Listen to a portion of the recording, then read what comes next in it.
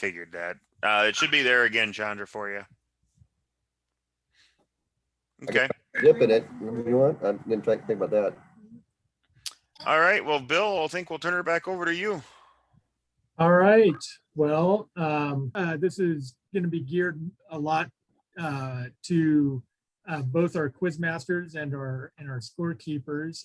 Kind of this next two things, we'll be covering some of the Zoom issues, setup and everything. I know everybody probably has different degrees of using Zoom for virtual quizzing. So I've started at a real basic level, and then we'll share these slides out afterwards, just so that you have it available to look at, because I know how I am when I see things in a meeting. I think, oh yeah, I got it, and then I go to do it, and then I can't remember exactly what he said. So we'll share these slides out as well. So let me share my screen here. All right, is everybody seeing the Zoom login? Perfect. All right, so when you start using Zoom, this is where you'll start, obviously, put in the credentials for your particular account. And then the landing page is this meetings. And then the next thing you do is you just scroll down to some the account management and account settings. And there's certain settings we want to do for our Zoom meeting, or for our Quizmaster rooms. Hold on. And then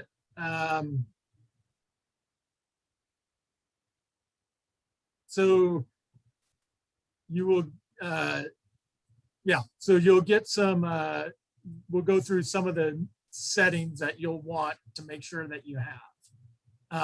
The first is the waiting rooms. You'll want to make sure that button is clicked on. So all of these next items will be all under that account management, account settings tabs, and you just scroll down to do that.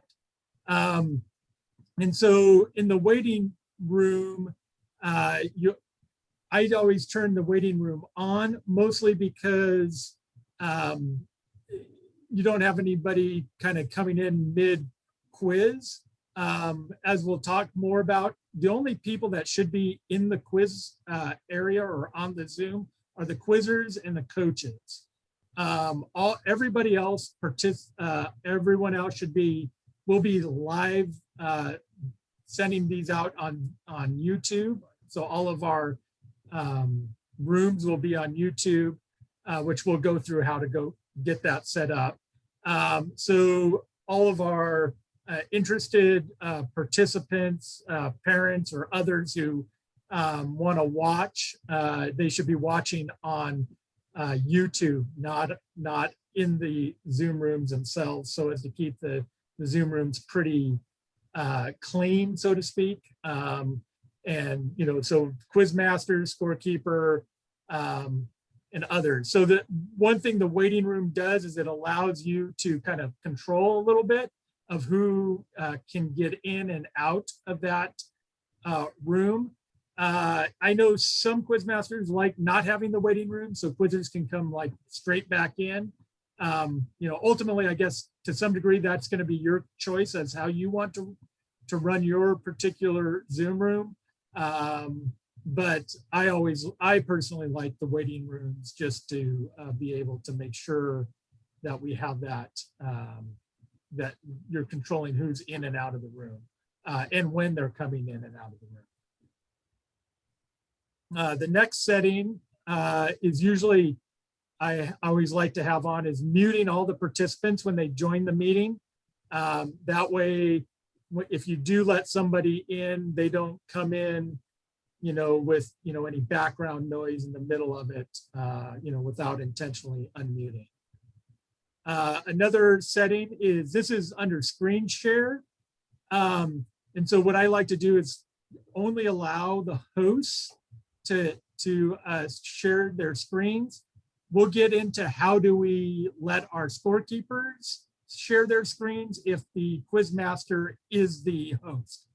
We can still allow that and do that, but I like to just keep it on the host only being the one who's sharing their screen. And then also we will want to enable breakout rooms. And these are for, we'll be using these for timeouts. We'll talk more about that, but we'll enable breakout rooms, and to the extent breakout rooms are, that all the quizzers and coaches can use the breakout rooms. That's what we'll be using. And then I think this is the last one, but you'll want to make sure you just keep scrolling down. You want to make sure you're going to allow live streaming of meetings, and you'll want to make sure that the YouTube button is clicked to allow you to stream to a YouTube. All right, this is my screen. This is a nice picture of Spokane. And in really small down at the bottom, you'll kind of see where the arrow is, but this is how do you change your name in Zoom? So first thing is you want to click down on the bottom, you'll see participants. You click on participants and then your name will come on. And so you'll see your name, either you'll have it on the side or it'll pop up if it's been popped out, so to speak. It may show up in a couple different places, but you'll see your name. So the next thing you would do is you would click that more button, and then you'll get this. You'll get this box that says rename. And then you can, this box will then come up, and then you'll put in your name and your buzz-in code. We'll talk about what your buzz-in code, how to get that. But just Quizmaster, your name, buzz-in code. And that way all the students can easily enter your game in buzz-in. And then when you're done, all you have to do after you've changed your name, there's a couple different ways to change your name. So those of you who are familiar with Zoom, you may be saying, oh, that's not the only way, but that's the way I decided to show it. You just go ahead and close this out by clicking that button there and then close. And so in order to allow your scorekeepers for the Quizmasters who are the owners of their rooms, if they're, so they're initially set up as the host, so they'll need to set up a co-host being their scorekeeper to allow them to do this sharing their screen. And so the way you do that again is participants, and then we'll see some new people here. You'll go to the person that you want to set. You'll click on their name, which should then give you the more button. And when you click the more button, there should be a list of things. And one of the things you can do is have them say make co-host. You click, so you highlight that, click on that, and then it'll take you, you sure you want to make them a co-host? And either you click yes, or maybe you don't want them to be a co-host, so you click no, but hopefully you're clicking the right people to make a co-host, and that would be your scorekeepers. And then at that point, that would allow the scorekeepers to share their screen to Zoom for scorekeeping purposes. Okay, I have a question real quick. Yeah. Is there some kind of standard way you want quizzers to put their names in for Zoom? So usually, yes and no. Because we're using buzz-in, it's not as critical, except for when we're creating breakout rooms. And so So if I know we have several, we have different, how would I put this? Different fields are doing things differently, and some are meeting together, some are not, and some will have different people in different places. So, so to the extent you have a group that's together, it's not necessarily critical that, you know, you're not going to be able to put all their names in there. But if you have a group that is all or one or two of them outside, then you usually, I know Quizmasters like to have the name in that. So yeah, usually like first name, team name, you know. So that might be something you would do. But I know several of the fields will have all 5 of their quizzers in the same location and using one Zoom account for that particular quiz. So, you know, Tabitha did a good job of like what you might do for your quiz, for the quizzers.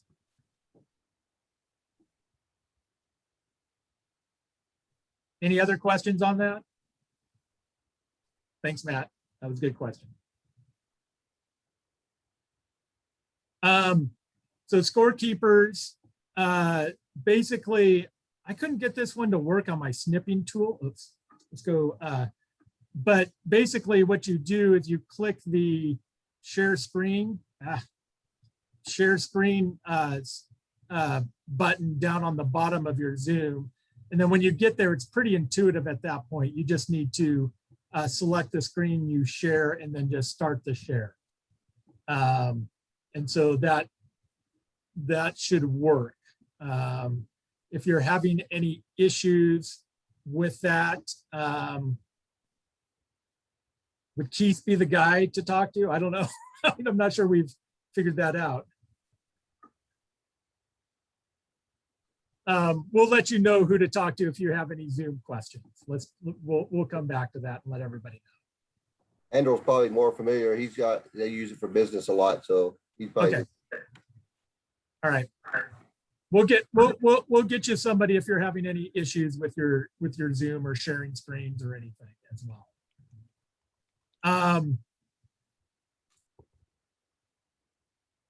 There was several questions in the chat if you want to look at that real quick. Okay, all right. Yeah. Let's see. Live streaming takes several days. Make sure you set it up soon, quickly. Yeah, okay. So Tabitha was asking about a premium account. I believe everybody's supposed to have a paid account. I believe you'll have access to that. If you're the Zoom host, if you're the Quizmaster, the one who is hosting the quiz, you know, if you're the one hosting, if you have any questions on that, maybe we can connect afterwards to discuss getting you the paid one. And then yes, live streaming. I think most everybody has confirmed their accounts and their channels, but you do want to make sure that you have your channel set up. It usually takes I think they've been doing about 24 hours to confirm, but sometimes it can take, I had one that took 2 or 3 days. So make sure that you have your live streaming confirmed, which you may want to check, and you may want to practice with your Zoom account to make sure you can go into that.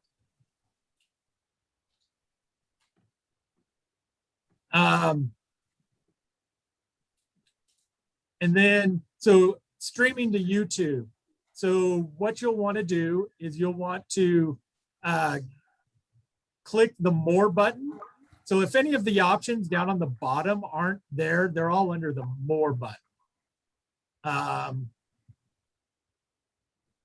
And so when you click the more button, you'll see should come up and say live on YouTube. So you would just click the live on YouTube, which will then take you to this page. And so what you'll want to do is click the account that you're going to. So for example, I've got 2 accounts here. Lori, this is for you. Since you're using this account, you'll be going to Northwest Field NYI quizzing. That's the channel that will be used for this particular room. And then the next thing is, okay, we need to name the room. So what you'll want to do is you'll want to change the name of the room. One of the things we're going to be doing is you'll be doing each round separately. So this is something you'll be doing before you start every round. Hitting live on YouTube, select the account, and then you're going to change the name of the meeting. And I've changed it to 2021 National Quiz, Room 5, Round 1. And so on and so forth throughout the day, round 2, round 3. The other thing, privacy, you'll want to make sure it's public so that people can actually watch it. And then, so once you change the name, once you have the privacy set to public, you can click go live, and then it should take you to this screen, which is then preparing the meeting to stream to YouTube. And then once it's ready, it should take you to your YouTube account that shows the actual screen or the page that it is, your YouTube account could show there. I would close that web page out and just go back to your Zoom account. So, and then to know in Zoom that you're actually live, up in the upper left corner, you'll see it'll actually say live on YouTube. It'll tell you if you're live or not.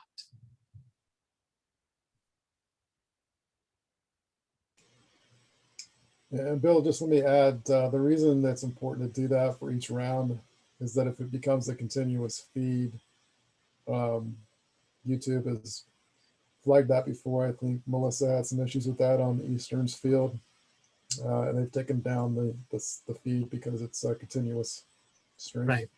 Yeah. If you're just kind of going forever, YouTube can flag you and will then, potentially put a hold on your account for a period of time before they'll let you go live again. So that's, so yeah, so you'll see that you're live up in the upper left. And then when you're done with the round, again, just go to more, and then you just stop the live stream. And then it'll stop the live stream. And so that'll end it. And then you'll just go through that whole setup process again for round 2 through till we're done. So every round will be a separate feed. I kind of went through that a bit quick. I know some of you have done this quite a bit, and so you're pretty familiar with it, but some of you have not done it at all. So any questions on the kind of integration with YouTube? Just one thing, Greg, you put in the chat a correction. Is there any way that you can drop that in an email to Chad Lynn? He would be the one who can edit the schedule. Will do. Thank you. Yeah. So just to clarify, Quizmasters will be hosting the Zoom meeting and also streaming on YouTube. Correct. Yeah. So Quizmasters, this is one of your jobs over and above asking questions. Except for me, I think Lisa's streaming for us, right? Okay. Ken can take care of that, yes, and then Okay. I'll just do the updates. Okay, thank you.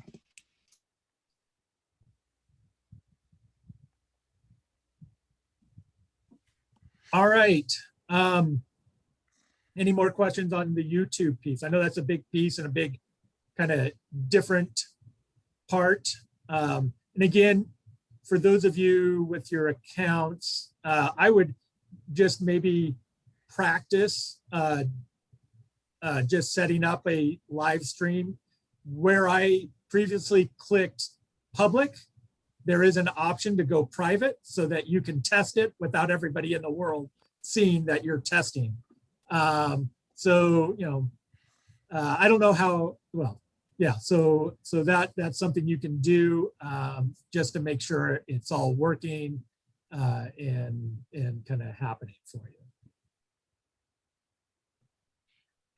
I am also available all day tomorrow if somebody is really ambitious and needs somebody to watch their YouTube feed to make sure that it's coming through. I'm more than happy to. My email is on everything, but I work from home, so I'm home all day tomorrow. Happy to help you if you need it with your YouTube feed.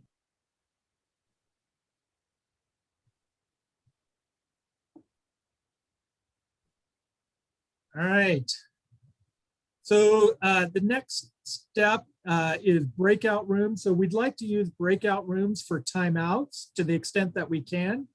I know sometimes we run into some technological issues on occasion, especially earlier in the quiz year, there were some issues with certain types of devices as to whether or not you could use a breakout room. If you as a quiz master learn that there's a issue with using a breakout room for timeouts, we'll probably, correct me if I'm wrong, Todd Thomas, but I think we would go to the 1 minute each team gets together and the other team mutes. Yeah, that's correct. Also, if you have two teams that are in the same location, so to speak, then there will be several of those, not all, then you don't necessarily to do a breakout room for them. You can just do a regular timeout for that. Well, they can kind of mute their room, which should be mostly muted anyways, go into the timeout and then kind of come back after the minute so that we're not dealing with breakout rooms there. But if you have a team with one or more participant that's not in the same location, we'd like to use breakout rooms to run the timeouts. So just like everything else on the bottom Zoom bar, there's a button called breakout rooms. Depending on the size of your the device you're using, it may actually be under the more button. But if you don't see it, if that icon breakout rooms is not there, that means, remember at the beginning when we talked about enabling breakout rooms, that means that option has not been enabled. So you'll need to go back into your settings to enable that breakout rooms. So that's critical, because if you're not seeing the option for breakout rooms, it means it's not available as an option. You have not enabled it. But as long as you've enabled it, you should be able to click breakout rooms. And then when you go to breakout rooms, this will be, it says create one breakout room. And this is the default, create one breakout room and assign automatically. So what you'll want to do is you'll want to change that to create 2 breakout rooms, 1 for each team, and then assign manually. And then you'll click create, which I didn't put an arrow on click create. So there you go. And then that'll take you to this. So you'll see room 1 and room 2. And next to that, there's an assign button. And then when you click the assign button, or excuse me, before the assign button, options, probably want to go through the options of how breakout rooms can be set up. Usually, we like to allow participants to return to the main session at any time. So like if a team decides to end their timeout early, that allows them to basically leave the breakout room. I don't like doing the breakout rooms closing automatically for a couple different reasons. I've tested over the year. So when I first started doing this, I said, oh, great, everybody gets a minute. So I'll set that to a minute to close the breakout room. Well, what ends up happening is there's a transition time, both in and out into that breakout room. And that 1 minute's a pretty hard minutes once you click open all rooms. And so you may not get a full minute if you do that. So usually as the quiz master, you just do that automatically. I do like the countdown though, that allows everybody to know in the room how much longer they have. And so usually I try to set it to 15 to 30 seconds. I wasn't able to get the breakout room set up on this to kind of show you how that works, but there is an end breakout room button. Once everybody's out, you Quizmaster and Scorekeeper are still in the main session. There is a button for you to click that says end, and then it'll give them a 15-second countdown to end their session. And it will also allow you to chat to everybody if you so remember to do so, to kind of say, to let everybody know, maybe 30 seconds left or whatever is left on the timeout.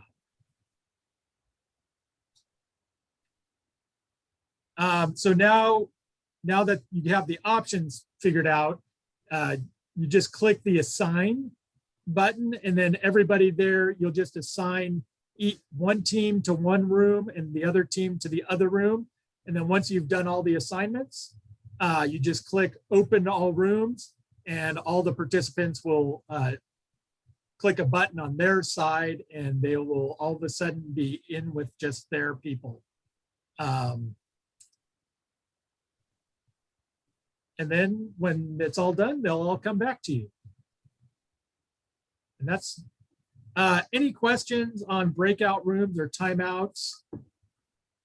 Anything that I should have covered for those of you who have used it more than me?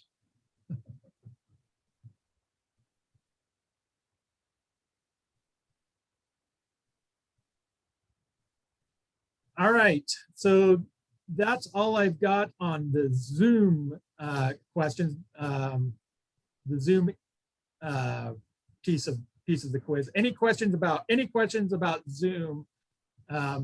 I know lots of you have used it quite a bit, and some of you have not. So any of those of you who have been very experienced that you think we should know that I did not cover, because I am not the paragon of all information. Don't tell my kids that. All right. Now we'll do buzzin.live. All right, here we go. Buzzin.live. This will be this. I think Todd Thomas shared with you these slides this weekend already. But I just thought we'd go through it real quick and give you the opportunity to ask any questions. So, and these slides are cooler because somebody else put them together, not me. So you create your game by clicking create game. And then we'd like to use the premium tier for the national quiz. This allows you to have the same game code for the whole quiz, as opposed to having to change the game code every time for every round. And so, which is much more efficient. And that's one of that number that you get for your game, and we'll go through that, would be in your Quizmaster name when you change your name. That way all the students will know that. Excuse me, but we've been using the free tier and we never have to change the code from round to round. It stays the same. That's true if you're removing everybody, yes. You mean? Well, let me put it this way.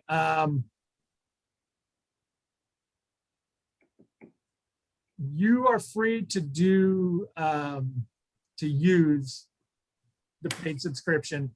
I know with the free tier, you can only have 8, which is fine because only 8 are active at a time. But it requires you to come out and go back in, you know, or requires the sub to come into the game and the person to go out. So if the quiz master is fine using the free tier, that's fine. I don't have any heartburn over that. I mean, the one thing about the premium tier is it's not very expensive for a week. So that's the other side of it. So, but as long as you're using the same code for the kids, and it remains in your thing, that's the biggest thing, is just being able to have the same code, game code.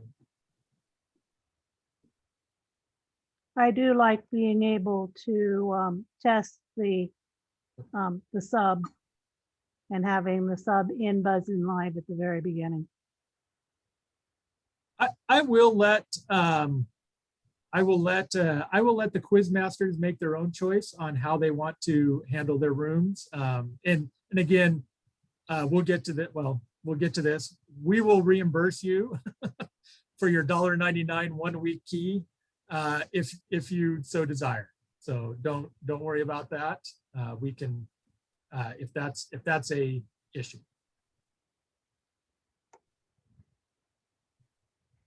Or if you would like one of us to buy the key and send you the key, we can do that as well. Whatever is most convenient to you. So when you get into Buzz-In, this is the screen that you'll get. And so we'll start.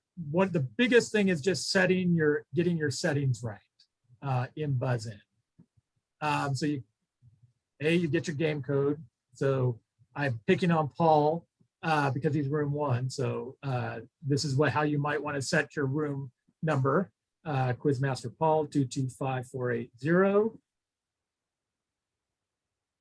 And then if you push the end game button, your game code changes, and so does all the settings. So don't do that. That's the key, right, Melissa? There's a reason why this is a red button. We do not press red buttons unless we need to press red buttons, right? This is, but we do want to go into settings, setting up the game. First thing is show timer round button. And then in that, you'll want to make sure the show timer button is enabled. And you'll want to click set timer. Then that will allow you to set your timer for 30 seconds. And then you want to also make sure the option for show timer on player devices is enabled. In other words, a check mark. X's mean not enabled. Check mark means enabled. Another setting that you will want is to play a buzzing sound on the host first buzz only. Trust me, you do not want the all buzzes. I've done that mistake. That is not a fun mistake.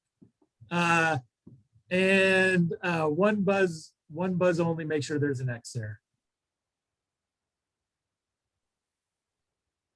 And then usually I think this is a default setting, but this allows the buzzing sound on player devices. If they want to turn it off, they can turn it off.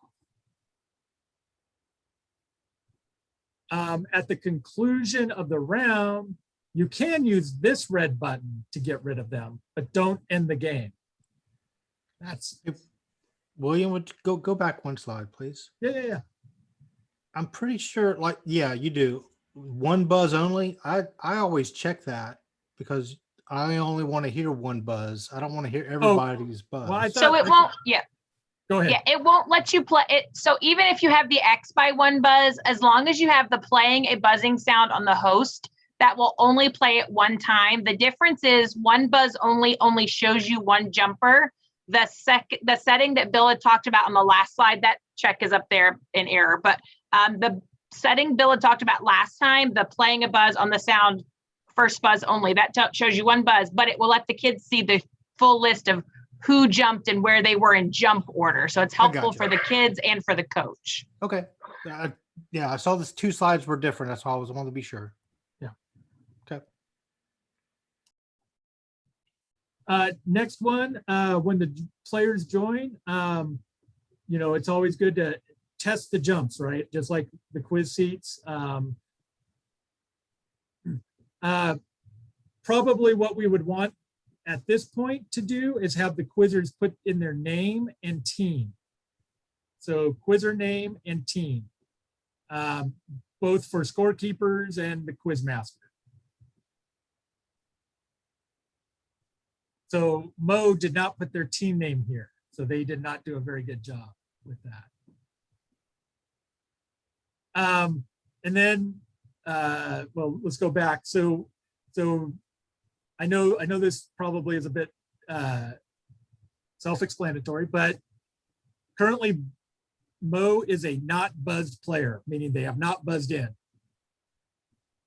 When they buzz in, when they click their button, they have a big button that they have on their computer or on their phone or tablet or whatever device they're using.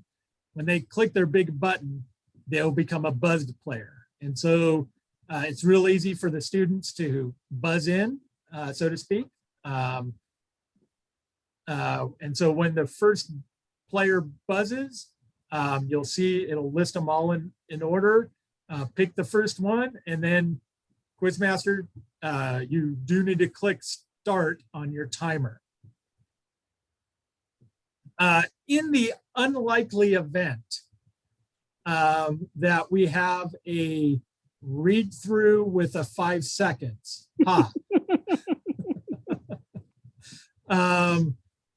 we'll let you do that on your own. That will be the first time I will have seen that at this quiz, but I also said a lot of things that it was the first time it ever happened. So if the quizzer is wrong, reset and start, right, for the bonus. And then, or if they're right and it's time for a new, well, we'll get there. If the quizzer is correct, reset the timer and clear the buzzer.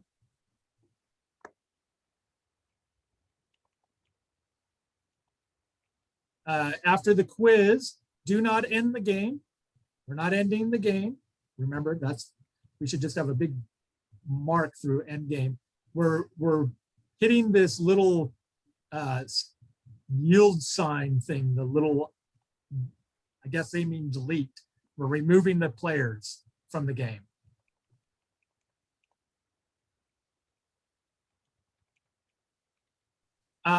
Just different setups.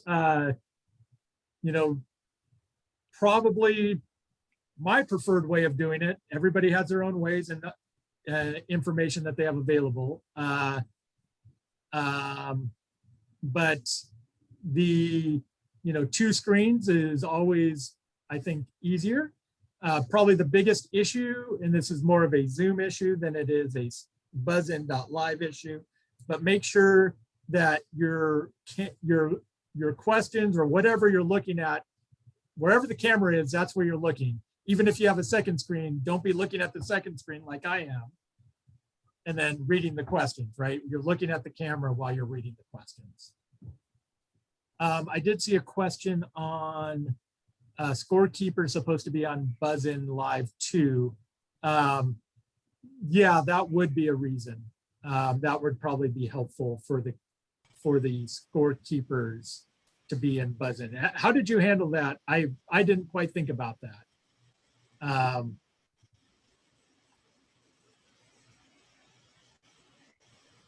Yeah, so that they can see who has gotten the jump as well.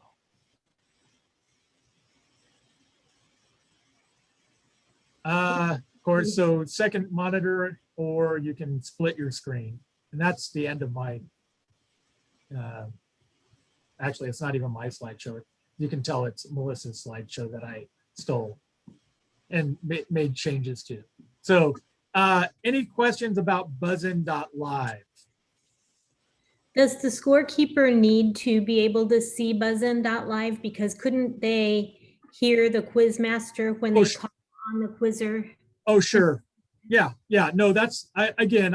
I'll defer to the quiz masters and scorekeepers on how they want to work on that. You know, I know just different whatever you would prefer. How are we having the quizzers submit their lineups? Yeah, great question. Do you want to, maybe that's a good segue to Todd Thomas to kind of maybe go through some of the logistics of just kind of usual Sure. quiz stuff. Yeah, I'll let you. that's the plan. I think the plan would be for the coaches to use the chat box, if I'm correct, and someone correct me if I'm wrong, to submit your lineups each round. Is that how we're planning to do that? Bill, Todd?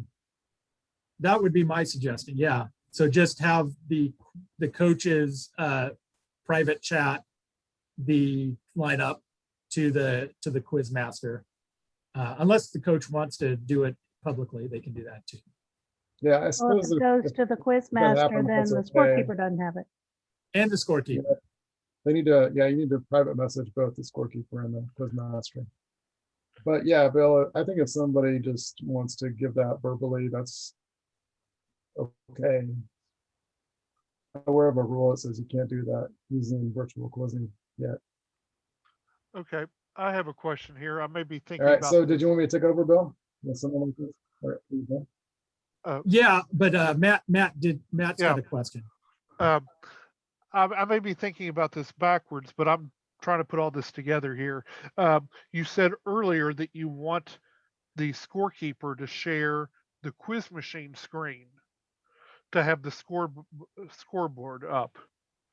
Is the quiz master then going to have shared the quiz in live screen? And if so, which one is going to be the official score clock? Is it going to be the one the quizmaster's operating, or do you want the 30-second clock to be operated by quiz machine and the scorekeeper? Yeah, that's a good question. I would prefer to use a buzzin.live because that's going to be the more accurate score timer for that. And so I know that's probably going to be a bit of a lag for our scorekeepers. In other words, probably what we'll do, scorekeepers, is after the disposition of the question is when you would put the score in. If that makes sense, is you wouldn't click the buttons during the question. It would be after the question is over, then you would update it.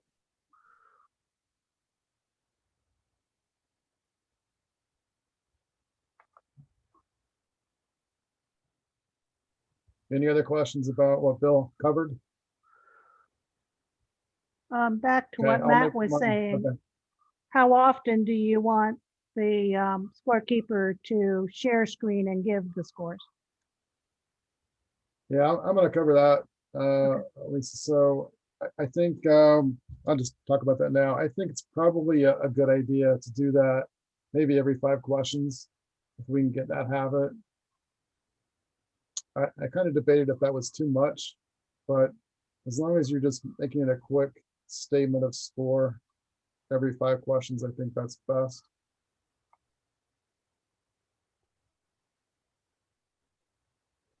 All right, so anything else that Bill had covered? And if not, I'll make mine very quick.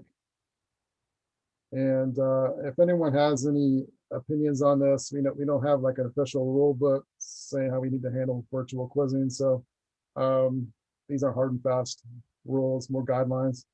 But I would also encourage, if you have headphones use those to help with sound, and that leads into my issue with sound. So with quizzers doing all kinds of things they do, they pace, they do weird things, you can't hear them. We're going to ask that you take the first few rounds, and anytime you need to instruct a quizzer on what to do to make them heard by you, please do that. At some point in the day, you're going to want to stop doing that. And it is still the quizzer's responsibility to make themselves heard to you. And if you've given them instruction more than a few times and they're still not following that, eventually it's going to be on them to heard by you. That's okay. Maybe that's the way they learn that. I think the exception to that is if we're dealing with a technical sound issue. Of course, anytime that happens throughout the 2 days, that's something that you shouldn't be afraid to go back and ask the quizzer to repeat an answer or a response if you need to, because of the technical they drop off or something in the middle of the response. So we want to be fair to the quizzer. At the same time, we don't want to make it ordeal for you to have your quizzers be responsive in how they're answering the question. So again, the headphones might help you. I'm using an external microphone with my team. You shouldn't have any problem, but if someone's quizzing from home, I don't know. So anyway, that's up to you to decide how you want to handle that to best here and to make it fair for your quizzers. The other issue is, how do you know if they're quizzing on their couch if they finish their answer? And maybe you want to say up front, if you're doing that type of quizzing, to indicate somehow that they're done, just say they're done. However you want to work that out to help you is fine. In some situations, again, if it's seen as together in person, it may be that we just quiz normally and we stand up to answer and sit down when we're done. And that hopefully will be easy for you. But of course, it's not going to be the case all the time. So work that out as best you want to. And this is from Melissa. This is a good suggestion, that you just take an intentional beat between questions so that you're not going question to question into question. Give the quizzer just, I won't say a minute, but a little bit of time between questions to unmute if they have to make a challenge or that type of thing. So you're giving them an opportunity just for a moment to do that kind of thing. So that was a suggestion from a quizzer, I think, from Melissa's field. And then in some cases, quiz masters and content judges, you're operating in person together in the same room. In half of our rooms, that's not the case. So however you want to work out any back channel communications that works best for you is fine with me. And so that can mean using the chat box in your Zoom, or maybe it's text, or maybe you want to place a call to your content judge, leave the call open during the round, and however you want to do that. Because I know some of you like to get immediate feedback on if a memory verse is quoted correctly, or maybe you don't. But again, that's kind of up to you to work out with your content judge how you want to use your back channel communications. We talked about the lineups already. I'm going to handle that. So yeah, I think that was all I had as far as things specific to virtual quizzing. Let me know if you have any questions about that. And then if not, any just general types of questions on the way we normally would rule on things, rules, clarification, or anything like that. Are we going to get a copy of the questions? Yeah, Bill's going to tell you how he's going to give those to you. Yeah, You go ahead, Bill. yeah. So either tonight, no matter how late I have to stay up, this will happen. Tonight, all of you should be getting a link or an email to a work share folder that will have all the questions. So you'll probably need to, if you don't have a work share folder through work or anything. You'll have to set up an account and to access it, but we'll have it all organized. There'll be two types of, well, the questions will be the same, but there will be two formatting. One will be a single kind of traditional, what you normally see when you pull from SetMaker with the 8-point font. The other will be a 2-column larger font. Either one's fine. They're the same questions. It's just, I know some quiz masters like larger font. And so that's what we've done there. They'll also be organized by day. So there'll be separate folders for Thursday and there'll be separate folders for Friday. And then there'll be each of the sets will also be named round robin for Friday in particular, round robin and tournament. So, and then there will be replacement / tiebreaker questions for each day in each folder. So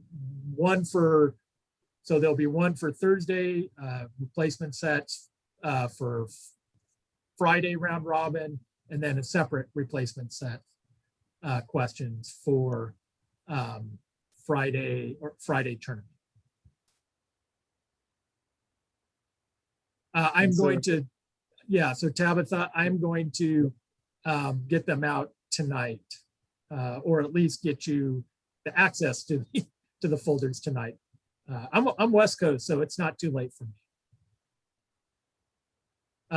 Yeah, Scorekeeper big copies as well. Yes, yeah. Because you're also content judging. Yeah. I didn't know that when I volunteered to scorekeep. Boy, I put you with Greg.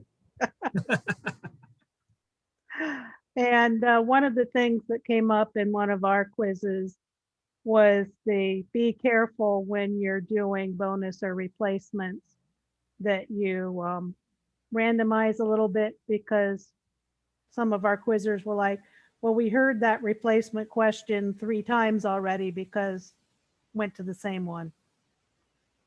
Because it's question number 1, right? Yeah.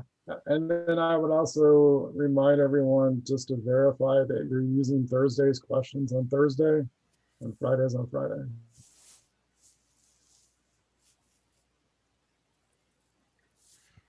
They will be numbered for the rounds, so they will correspond.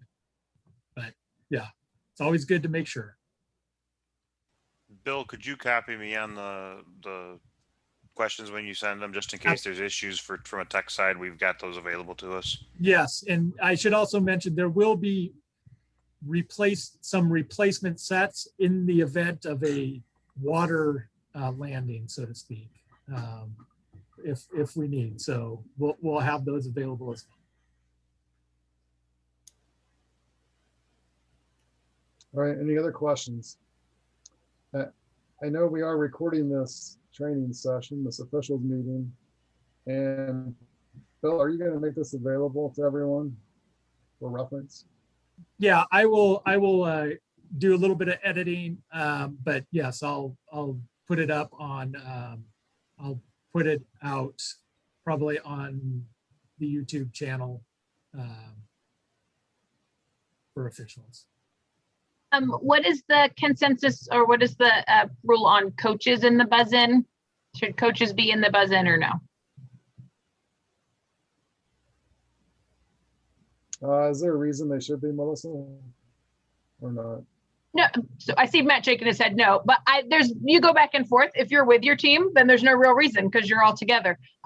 If you're separate from your team, sometimes it's nice to see that they're actually jumping, but there is no necessity. I was just wanting a across the board thing because it goes all over the place depending on where you are. I mean, I guess it's okay if you're in that position where you're virtual, Melissa, but that would be fair, I guess, right? If the buzz-in screen is being shared by the quizmaster, it can be seen by everybody regardless. But I didn't know we were sharing the buzz-in screen, so I had missed that piece. I had heard sharing. I've never seen the buzz-in screen shared. Like, I like David's up there; it's super cute. but I've never seen a Quizmaster share a buzz-in screen. I thought we were talking about sharing the score on the screen. So that's part of my question. I guess that would be a question as well. I guess I'm thinking of how we do it with academic league here at school. Also, so I know on that coaches normally don't log in either, just because the added traffic. Right. Yeah. So and if we're sharing the screen, then that's different. Although that feels complicated, but I don't know. Yeah. I'm thinking we're probably not going to have everybody sharing their screen. In fact, I think we just Tabitha is not going to be able to do that. So at least the buzz-in screen.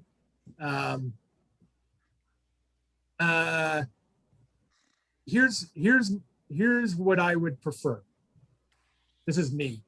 I'm not the final arbiter. Maybe I am.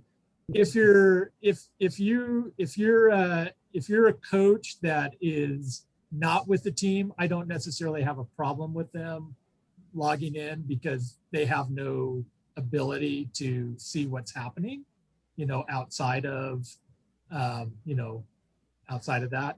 So, but if it is a coach that's with their team, then I think at that point, there isn't a necessity for them.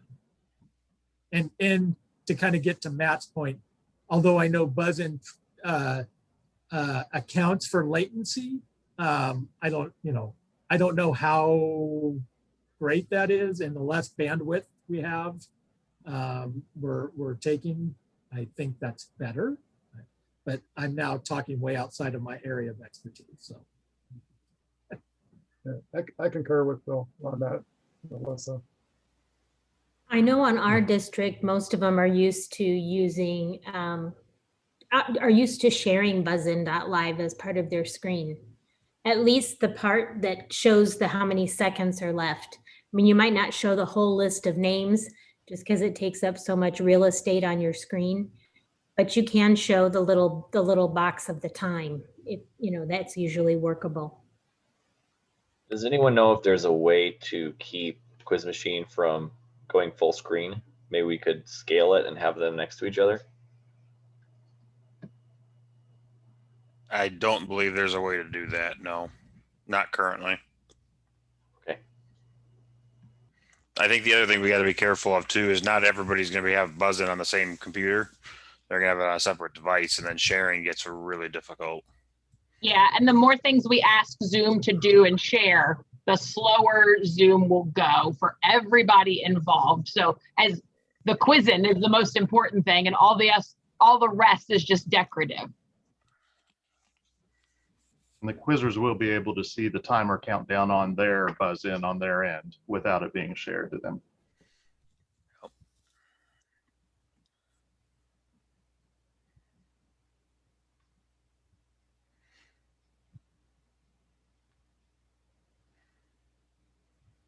All right, anything else? Any questions at all about tech, quiz machine, YouTube, buzz-in? Does the scorekeepers understand how to award score or award, click on the different names and stuff without the, having people jump? Has everybody done that? I've done it as a quiz master during practice when I wanted a quizzer to jump. Yeah. I think we've all done that.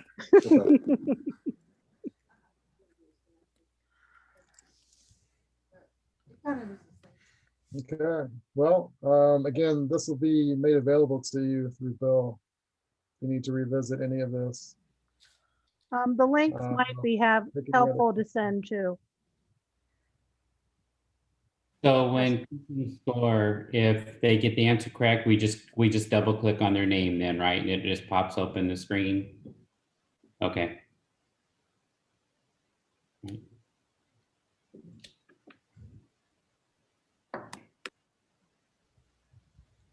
All right, anything else at all? Anything else, Bill or Todd? Are we required to stay up late so we have jet lag?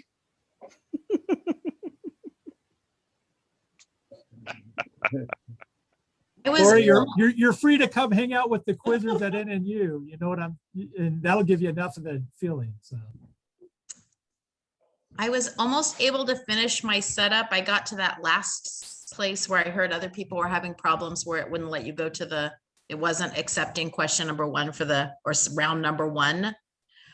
So I know I was texting with, I think, Keith. Keith, can we talk for just a few minutes when this meeting is done? Can I just call you for a minute? Well, Chandra, you were texting with me, but yes, you can call me and I'll be glad to help. One of us, yeah. Okay. Thank you. Thank you so much. Hey, call Andrew, because I need to talk to Todd real quick after this is over.